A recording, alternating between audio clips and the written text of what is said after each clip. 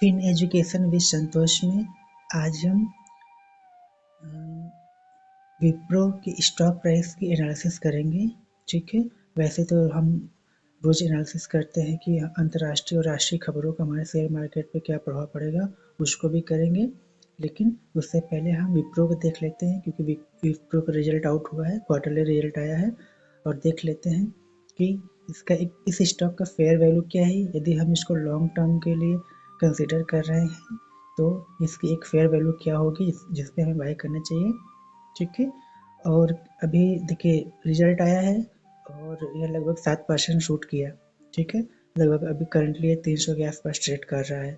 तो क्या यह प्राइस सस्टेनेबल है, ये हम जानने की कोशिश करेंगे। तो वीडियो शुरू करते हैं, लेकिन उससे पहले एक हम आप लोगों को डिस्क्लेमर देना चाहेंगे कि यह सिर्फ एजुकेशनल पर्पज के लिए है, इसको किसी तरह का रिकमेंडेशन न समझें और आप अपना खुद की एनालिसिस करें, उसके बाद ही स्टॉक को आप बाय या सेल कर सकते हैं। ठीक है, चलिए वीडियो शुरू करते हैं। तो देखिए विप्रो का हम मार्केट कैप देखें तो लगभग 3,15,000 करोड़ का मार्केट कैप है, और इसका पी देखें तो पी क्या होता है, प्राइस टू अर्निंग रेशियो, कि 1 रुपये अर्न करने के लिए हम कितना पैसे दे रहे हैं। तो पी इसका लगभग 25 के आसपास है। ठीक है, और इसका इंडस्ट्री पी देखें तो इंडस्ट्री पी लगभग 32 के आसपास चल रहा है। तो अब सभी लोग ये सोचेंगे कि यार ये तो इंडस्ट्री पी से सस्ता मिल रहा है, स्टॉक को बाय कर लेना चाहिए। लेकिन सिर्फ ये एक पैरामीटर नहीं है कि यदि हमको इंडस्ट्री पी से सस्ता मिल रहा है तो हम उसको परचेज कर ले, राइट। हमें और भी उसको देखना पड़ेगा। तो देखिए इसका आरओई देखेंगे तो आरओई लगभग करीब हम 14 के आसपास इसकी आरओई चल रही है। ठीक है, राइट। तो 14% की आरओई है और आरओसीई भी लगभग 16% के आसपास है। तो सब कुछ तो ठीक ठाक लग रहा है, लेकिन लेकिन यहाँ पे एक पॉइंट पे आता है जहाँ हमें सोचने पे मजबूर हो जाते हैं इसका पेग देख के। पेग क्या होता है, पेग रेशियो होता है कि पीई अपॉन ग्रोथ, कि जितना पीई मार्केट दे रहा है इस स्टॉक को, क्या उसका ग्रोथ भी उस स्टॉक में मेंटेन है कि नहीं, ये हमको पेग से चलता है।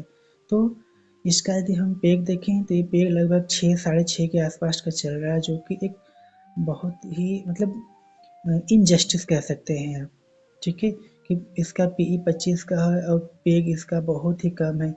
तो पेग इसका लगभग 6 साढ़े 6 के आसपास है, जो जस्टिफाइड नहीं है। इस करंट मार्केट प्राइस को यह पेग रेशियो जो है वो जस्टिफाई नहीं कर रहा है। ठीक है, या तो पेग रेशियो कम हो। ठीक है, पेग यदि 3 या 2 के मतलब 3 के तो नीचे होने ही होने चाहिए। यदि वो 2 होता है, 1 आता है, 1 से कम आता है तो बहुत अच्छी बात है। या तो फर्दर इसका पेग कम हो, चाहे इसकी मार्केट प्राइस कम हो। ठीक है, तभी हमको ये स्टॉक एक वैल्यूड या फेयर प्राइस में आएगा। दोनों में से कम होने के लिए या फिर ग्रोथ आए। यदि ग्रोथ बढ़ेगा तो ग्रोथ मतलब पी डिवाइडेड बाय ग्रोथ, ये जितना कम होगा उतनी अच्छी है।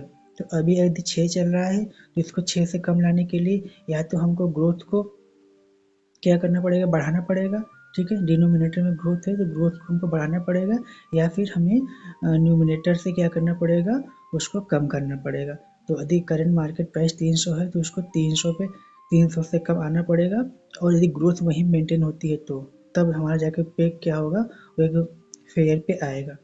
तो यदि हम पेग रेशियो देखें तो मेरा, और देखिए इसका जो ऑपरेटिंग प्रॉफिट है ना विप्रो का, वो कुछ मतलब इंडस्ट्री में और देखें जैसे टीसीएस हो गया, लगभग 27% ऑपरेटिंग प्रॉफिट मार्जिन पर वर्क कर रहा है। वो इन्फे देखें तो लगभग 24% के ऑपरेटिंग प्रॉफिट वो ये अपना बिजनेस कर रहा है, वहीं पे इसका लगभग 20 के आसपास है। तो जो इंडस्ट्री हेडविंड है, उन हेडविंड जिनको हम लोग बोलते हैं, ठीक है, उनका जब ऑपरेटिंग प्रॉफिट अधिक है तो उससे अगेंस्ट में इनका कम है। तो यहाँ पे भी एक नेगेटिव सेंटीमेंट आता है। अभी रिजल्ट्स की थोड़ी देर में बात करते हैं, लेकिन पहले हम देख लेते हैं, नहीं चलिए पहले रिजल्ट ही देख लेते हैं। तो रिजल्ट देखिए, क्वार्टर ऑन क्वार्टर 0% की ग्रोथ है, कोई ग्रोथ नहीं है। ठीक है, ऑपरेटिंग प्रॉफिट स्टडी है, 20% के ऑपरेटिंग प्रॉफिट पे ये ट्रेड कर रहे हैं। इनका ईपीएस क्वार्टर ऑन क्वार्टर भी न्यूट्रल ही है, बस थोड़ा सा लगभग 2.07 था सितंबर 24 में, और अभी दिसंबर 24 में 3.20 हो गया है, मतलब थोड़ा सा बढ़ा है। वो क्यों बढ़ा है ईपीएस, क्योंकि उन्होंने अपना एक्सपेंसेस को कम किए। सेल्स ग्रोथ से नहीं आई इनकी प्रॉफिट, इनकी प्रॉफिट है इन्होंने थोड़े से एक्सपेंसेस कम किए हैं जिसकी वजह से इनका ईपीएस बढ़ गया है। तो ओवरऑल देखें तो जो इनका क्वार्टर 24 से था सेम रिजल्ट है, उसमें कोई चेंजेस नहीं है। लेकिन अब कोई ग्रोथ नहीं है, तो जब ग्रोथ नहीं है तो हम रिजल्ट अच्छा नहीं कहेंगे क्योंकि हमको अल्टीमेटली ग्रोथ चाहिए। फिर भी मार्केट ने 7% शूट किया है, तो क्या चल रहा है तो मार्केट है जाने। लेकिन क्या इस लेवल पे हमें स्टॉक परचेज करना चाहिए फॉर अ लॉन्ग टर्म? तो इसको जानने के लिए हम इसका पी एनालिसिस करते हैं। तो देखिए पी क्या होता है हम पहले बता चुके हैं, प्राइस अपॉन अर्निंग होती है, ठीक है। यदि प्राइस इसकी 300 है, राइट, और अर्निंग में इसको हम कितना लें कि ये इसका जो पी जस्टिफाइड करेगा। तो इसको जानने के लिए हम इसका मीडियन पी लेते हैं कि आज तक ने इसकी जो पी है, जिस पी पे इसने ट्रेड किया है विप्रो, उसका मीडियन पी क्या है। तो मीडियन पी यदि हम निकालेंगे तो ये सब स्क्रीनर पे अवेलेबल है, आप लोग जाके देख सकते हैं। तो लगभग उसका मीडियन पी लगभग 17-18 के आसपास आएगा। तो हम थोड़ा सा और कंजर्वेटिव लेके चलते हैं, हम उसको मान चलते हैं कि इसका मी 15 आएगी, ठीक है। या चलिए 18 ही मान के चलते हैं, ठीक है। जो मीडियम पिच दिख रहा है स्क्रीन में हम वही लेके चलते हैं, हम 18 के पे ही ले लेते हैं। और इसका प्राइस निकालने के लिए क्या करेंगे, पी, पी मतलब प्राइस ऊपर में और ऊपर मतलब न्यूमरेटर में पी, डिनोमिनेटर में earnings is equal to median P. Median P 18। अब प्राइस हमको निकालनी है तो फिर क्या करेंगे, मीडियन पी में यदि हम ईपीएस का मल्टीप्लाई करेंगे तो हमको प्राइस निकल जाएगी। तो जी हम इसका 2023-2024 का इसका ईपीएस देखें तो ईपीएस भी में कोई ग्रोथ नहीं है, 10 और 11 के आसपास चल रहा है। तो अभी टीटीएम देखें ट्रेलिंग 12 मंथ का लगभग 11.5 के आसपास इसका ईपीएस चल रहा है। तो टीटीएम ट्रेलिंग 12 मंथ का यदि हम ईपीएस को मान लेते हैं कि फाइनेंशियल 2024-25 में ये थोड़ा सा बढ़ के मान लेते हैं कि अराउंड फिगर में 12 हो जाती है, ठीक है। तो क्या करेंगे हम, median P multiplied by EPS is equal to price. तो मीडियन पी हमारा 18 का है और ईपीएस हम 12 मान लेते हैं, तो 18 इंटू 12 तो ये लगभग आ जाएगा आपका 18 36 180 लगभग 215-16 के आसपास आएगा। तो हम मान के चलिए यदि प्राइस हमको 200 के आसपास ट्रेड करे तब ये इसकी फेयर प्राइस मानी जाएगी, ठीक है। तो 200 में हमको लॉन्ग टर्म, अगर हमें लॉन्ग टर्म परचेज करना है तो हम क्या करेंगे, इसको 200 के आसपास यदि हमको मिलेगा तभी हम परचेज करेंगे, अदरवाइज मैं तो नहीं करूँगा, ठीक है। तभी इसकी जो प्राइस है वो जस्टिफाइड होगी, ठीक है। तो ये हमारा एनालिसिस थी विप्रो के ऊपर, ठीक है। कैसा लगा लोग कमेंट में जरूर बताइएगा, ठीक है। अब चलते हैं हम अपना रोज़ जैसे हम अपने वीडियो बनाते हैं अंतर्राष्ट्रीय खबरों का हमारे मार्केट पे क्या असर पड़ता है उसको देख लेते हैं, ठीक है। वीडियो अच्छी लगे तो लाइक जरूर कर दीजिएगा। तो निफ्टी निफ्टी आज ट्रम्प के वो सेरेमनी को एंजॉय कर रहा है, ठीक है। और देखिए आज ना 3-4 बड़ी न्यूज है निफ्टी को ऊपर करने में। सबसे पहली और जो सबसे बड़ी न्यूज मेरे हिसाब से चल रही है, जो 15 महीने से इजराइल और हमास का युद्ध चल रहा था उस पर कम्प्लीटली विराम लग चुका है। जो एक वर्ल्ड स्टडी और वर्ल्ड पीस के लिए बहुत इंपॉर्टेंट था, मिडिल ईस्ट में जो ये सब हलचलें हो रही थी उन पर अब बैन लग गया है और अब ये युद्ध रुक गया है। तो जो मार्केट के लिए अब ये एक अच्छी बात है। और ट्रम्प ने जैसे भी पहले भी अपने कंपेरिजन में बोले थे कि वो जब भी पावर आएंगे पावर में तो सबसे पहले ये जो जो बड़े वॉर चल रहे हैं इजराइल हमास का और रशिया यूक्रेन का इनको बंद करेंगे। तो इजराइल हमास का तो युद्ध जो है वो अब उस पर सीज फायर हो चुके हैं और कम्प्लीटली अब वो बैन हो चुका है, ख़त्म हो चुका है। और अब रह गई यूक्रेन रसिया के वॉर, तो ट्रम्प यदि बोले हैं तो देखिए वो हो के रहेगा। इन द सेंस कि अमेरिका जो है ना वो सुपर पावर है और सुपर पावर है तो वो जो चाहेगा उसके पास उसकी जो इकॉनमी है 32 ट्रिलियन की इकॉनमी है, वो बहुत बड़ा उसके बैकग्राउंड सपोर्ट कर रहा है उसको, ठीक है।